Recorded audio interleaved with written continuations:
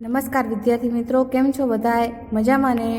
વિદ્યાર્થી મિત્રો, આજે આપણે ધોરણ 2 માં વિષય પર્યાવરણમાં ભાગ 11 માં કોણ શું કામ કરે છે તે જોડો. અહીંયા આપણે જોડકા જોડવાના છે. ખેડૂત શું કામ કરે? પિંજારો, દરજી, ધોબી, એવી રીતે મોચી, સુથાર અને કુંભાર, આ બધા શું કામ કરે તે તેના જોડકા સાથે જોડવાના છે, તેને મળતા જોડકા સાથે. હવે ઉદાહરણ તરીકે જોઈએ તો ખેડૂત શું કામ કરે, તો આપણે આ નંબરમાંથી વાંચતું જવાનું, જોતું જવાનું.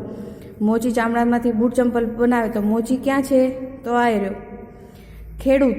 પહેલું આપણે ખેડૂત જોયું હતું. ખેડૂત શું કામ કરે? તો ખેડૂત ખેતી કરે, અનાજ વાવે અને કપાસ પણ વાવે. તો આપણે ખેડૂતને કેટલા નંબર સાથે જોડશું?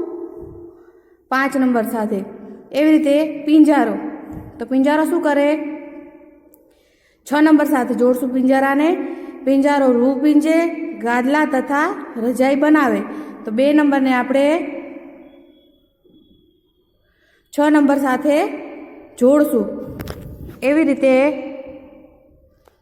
નંબર 3 માં દરજી, તો નંબર 3 ને આપણે નંબર 4 સાથે જોડશું.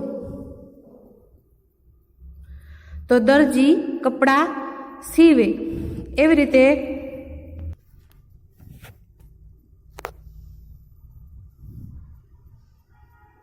ધોબી,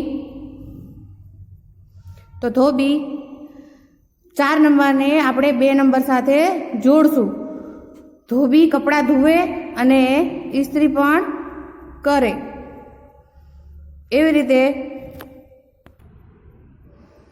રીતે મોચી, તો મોચીને આપણે 5 નંબરને આપણે 1 નંબર સાથે જોડશું. તો મોચી ચામડામાંથી બૂટ ચંપલ બનાવે. એવી રીતે હવે સુથાર, તો સુથાર શું કરે? તો 6 નંબરને આપણે 7 નંબર સાથે જોડશું. તો સુથાર લાકડામાંથી ખુરશી અને બારી બારણા બનાવે. હવે છેલ્લો રહ્યો છે આપણો કુંભાર. તો કુંભાર 7 નંબરને આપણે 3 નંબર સાથે જોડશું. તો કુંભાર માટીનો ઘડો અને કોડિયા બનાવે. તો વિદ્યાર્થી મિત્રો, આ તમારે તમારી પર્યાવરણની નોટબુકમાં લખવાનું છે. આગળ જોઈએ તો ખાલી જગ્યા પૂરો. પેલી ખાલી જગ્યા છે પિંજારોએ ખાલી જગ્યા પીંજી આપ્યો. તો શું પીંજી આપ્યો? કપાસ.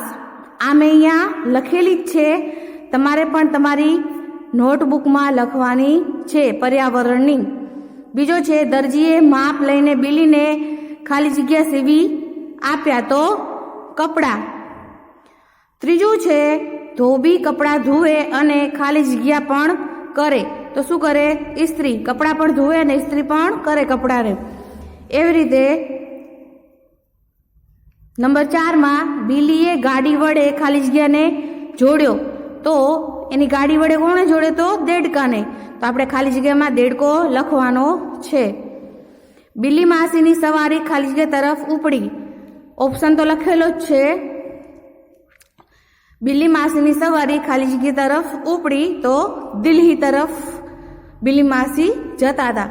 તો વિદ્યાર્થી મિત્રો, આ 5 ખાલી જગ્યા છે એ તમારે તમારી પર્યાવરણની નોટબુકમાં લખવાનું છે. વિદ્યાર્થી મિત્રો, તમારે જોડકા તેમજ આ ખાલી જગ્યા તમારે પર્યાવરણની નોટબુકમાં લખવાનું છે. આવજો વિદ્યાર્થી મિત્રો.